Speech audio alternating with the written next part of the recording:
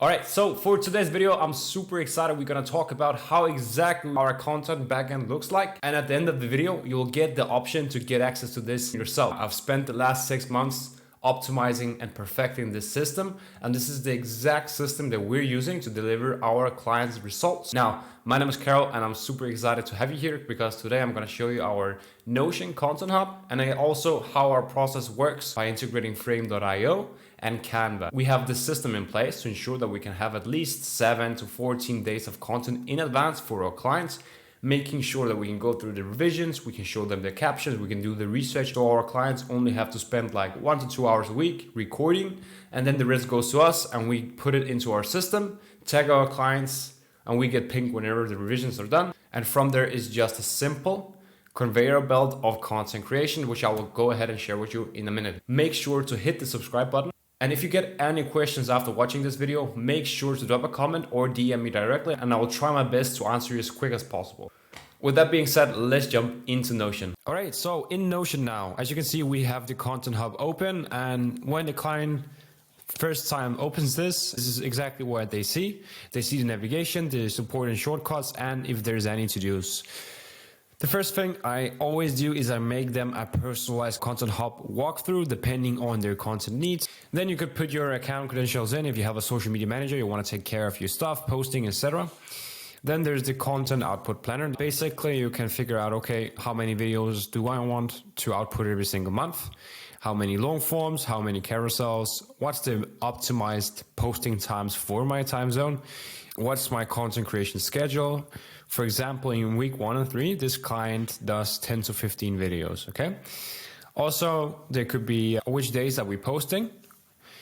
It could be Monday to Saturday, 1 short form per day, and every Sunday, 1 YouTube video, right? And then for the, for the lifestyle stuff and for the carousels, we have a photo dump once every 2 to 3 weeks, which is pretty fair. It is like 20 photos or something like that. Going back, in here we have the onboarding questionnaire. So this will contain some sensitive information, so I won't go in here. But basically, you'll get access to, we go ahead for our client specifically. We figure out, the ideal client avatar. We do a persona for that. We figure out what are their biggest desires, what are their needs, what are their pains, what are their gains, what is our customer services, and how can we talk to the client the best way possible, basically. Then we also, learn a little bit about the client, their services, how that works, and the pricing and everything, what we want to market. So we basically make sure everything is already checked off before even giving them access to this Content Hub when they do the onboarding, because then we already know how we can tackle this plan exactly. Next up is the kickoff call presentation. This wouldn't make sense for you, but I'm just showing you exactly what our clients are getting. And then a creative brief, and this one is empty, so I can show you this one. In here we go in, and we basically figure out, okay, for this client, do they have a branding kit already? If they do, it's in the onboarding questionnaire. If not, well, then let's figure out what kind of colors do they have, what kind of logo do we want to make for them, what do we want to represent, what colors, what fonts, who are their target audience, how can we target them, what is our message, and what is our tonality we want to have across all boards. Same thing, formats. Are we going short form? Are we going long form? Are we going carousels? Are we going emails? Are we going blogs? What are we doing? What are our plan here? Copywriting length. This is just because we're perfectionists. So we have on social media posts, we don't want to exceed 250 characters unless it's TikTok on TikTok we want to, I think it's 2,200 if I remember correctly. And on emails, we want to keep it short and sweet because people are getting spammed on emails. So we just want to be super simple and say, hey, we just posted this new video on YouTube, check it out. Stuff like that, super simple stuff. Then what kind of font do we want to have on the caption fonts? Is there some kind of colors we want to do associated with, emotions and stuff like that? The normal ones you've probably seen with hormones and stuff like that is neutral for white, emphasis yellow, negative stuff red, and positive stuff in green. And then at last, there's some notes. It could be anything like, what are we trying to push out here? Is it a fitness training program, or is it a one-to-one mentorship? What is it exactly? And what is our thoughts behind all of this? And we do this with the client basically, so we can nail down exactly our way of attacking the market, if that makes sense. All right, going further, there's some call recordings, so the client can go back and look the calls we've had.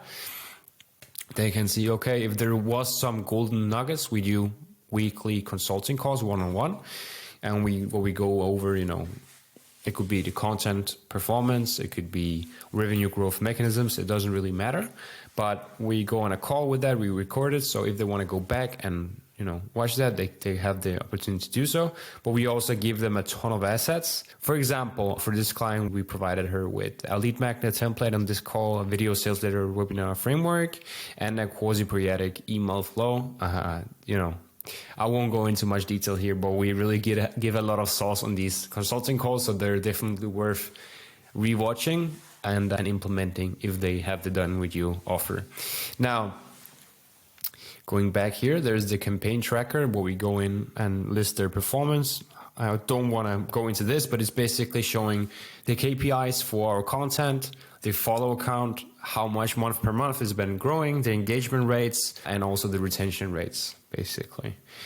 And then we also have a cost-effective setup to record anywhere and anytime, because we have so many clients asking us, what kind of camera do I need to buy? What lighting do you use? What's to have in my background? What's okay? Do I have to use 4K on a Sony camera, or can I use my iPhone? If I can use my iPhone, how can I see myself on my screen? Still use the back camera. We have everything on here. I've made looms on everything, even, how to show yourself through back camera while recording, which is pretty cool, as you can see here. No. My phone is pretty fun.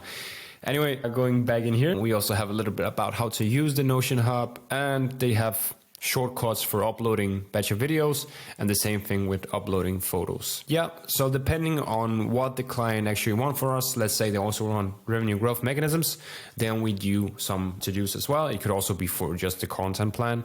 For example, it could be record batch 2 before Monday. It could be permission to ClickFunnels. So we can go in and create your landing page, send VSL footage, because we also help our clients with making video sales letters. So we also edit those. So, for example, sending those over to us, and it can be anything like that. Review email sequence. It's just to give you an example how a weekly to-do list could look like. And then the client just can go in here and look, okay, how's it looking like? And we like to keep our clients accountable, because, if our clients wins, then we win as well. Next up is the conveyor belt of creating content, and this is the sauce. This is the sauciest sauce. Once a week, we go over an idea list with our clients. We're gonna be like, hey, this is what is trending right now. This is what we can see would make the most sense to make content about. For example, these 8 videos over here. We go over those on a call. Usually 9 out of 10 gets approved, and then we go in and move them over to Scripted whenever we have scripted those. And how we do that is, let me show you actually. For example, this kickback video. This is a really, really simple script, but I tell how we can do it. For this video, we need bad form, good form footage plus talking head video or voiceover, but talking head recommended. And then the hook could be, don't do your kickbacks like this. Bad form footage, do them like this instead, good form footage. And yeah, we teach you exactly how to structure your videos, and we can't really tell you what to say word for word. But what we do is that we help you structure the videos, tell you how we want to attract the attention and how we want to convert the attention. That's basically the most important stuff here. In here, we have also, if we have some research, we have some inspirations we've gotten from this. We put it in.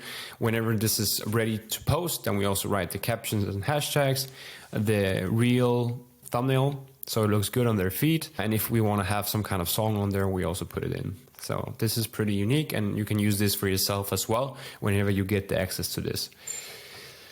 So yeah, with time, this all builds up. It's just a content conveyor belt, going through the different kinds of stages. If you're familiar with just like Trello, then this is probably gonna be super familiar with you. And the same thing really goes for carousels. And what we do, let me just show you here if there's any frame links. Yeah. All right, so I had to open up one of my own videos on Frame just to show you how exactly this works.